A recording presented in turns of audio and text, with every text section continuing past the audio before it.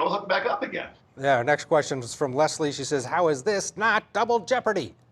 Well, Neama, what do you think?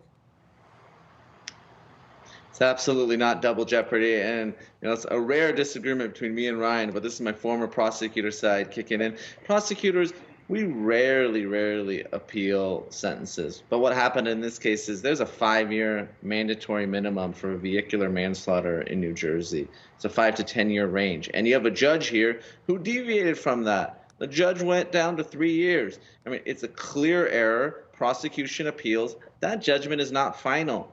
Every attorney knows that. It comes back on appeal. So what does the judge do? Tries to get back to that same 3 years by dismissing the top count that the jury returned a guilty verdict on. So, at every step in the way, there are errors made here. And then that judge ends up retiring.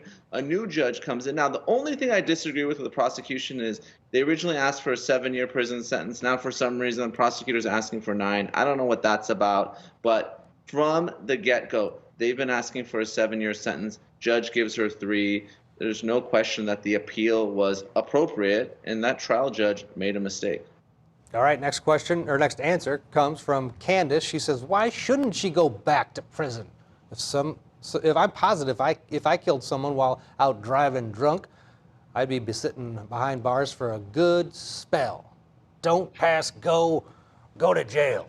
That's from Candace, who thinks that initial sentence was probably because, she's a movie actress. Jennifer,